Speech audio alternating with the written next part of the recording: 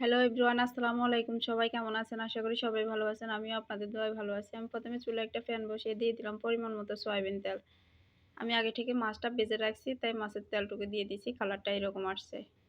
আমার তেল একটু কম হয়েছে, আমি আরেকটু তেল অ্যাড করে দিয়েছি। এ পর্যায়ে আমি দিয়ে দেব পরিমাণ মতো পেঁয়াজ কুচি। আমি একটু সময় নিয়ে পেঁয়াজটা ভেজে নেব। পেঁয়াজটা ঠিক ব্রাউন কালার হয়ে আসলে আমি দিয়ে দেব এখানে বেশি করে রসুন বাটা। এবার আমি একটু সময় নিয়ে এটা ভেজে নেব, যাতে রসুনের কাঁচা গন্ধটুকু চলে যায়। এ পর্যায়ে আমি দিয়ে দিব পরিমাণ মতো মরিচ গুঁড়ো, পরিমাণ মতো হলুদ গুঁড়ো, পরিমাণ মতো ধনিয়া গুঁড়ো, স্বাদ মতো লবণ। এবার আমি একটু পানি দিয়ে সবগুলো উপকরণ ভালোভাবে মিশিয়ে নিব।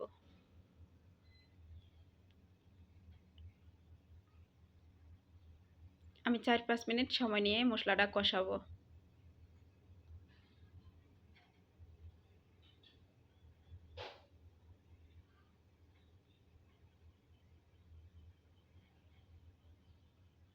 তেলটা ঠিক এভাবে বেশি উঠলে আমি দিয়ে দিব কচুর ডগা। আমি আগে থেকে কচুর ডগাগুলো ভাপ দিয়ে রেখেছি। এবার আমি ভালোভাবে উপর নিচ করে দিব, যাতে সবগুলো মশলা কচুর ডগার ভিতরে যায়।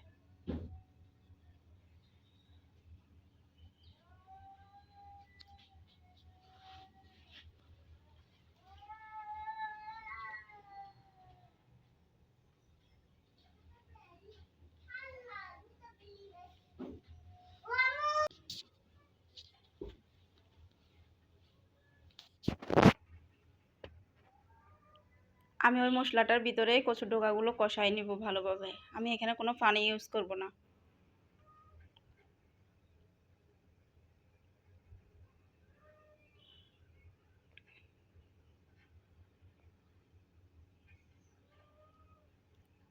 এ পর্যায়ে আমি মাছের মাথাগুলো দিয়ে দিব। আমি আগে থেকে মাছের মাথাগুলো ভালোভাবে ভেজে রাখছি। আমি এখানে পাঙ্গাস মাছের মাথা ইউজ করছি। আপনারা যে কোনো মাছের মাথা দিয়ে রান্না করতে পারবেন রেসিপিটা।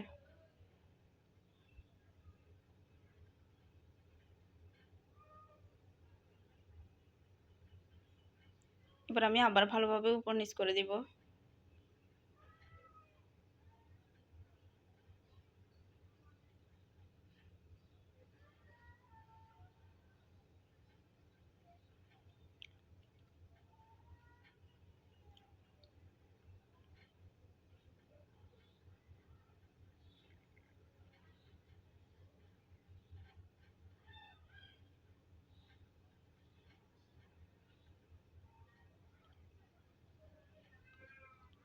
প্লিজ আমার চ্যানেলটা নতুন, সবাই লাইক কমেন্ট শেয়ার করে পাশে থাকবেন এবং সাবস্ক্রাইব করে নেবেন। যারা আমার চ্যানেলটা সাবস্ক্রাইব করছেন তাদেরকে অসংখ্য ধন্যবাদ। দয়া করে পুরো ভিডিওটা ওয়াচ করবেন। আপনাদের কাছে আমি চিরকৃতজ্ঞ থাকব।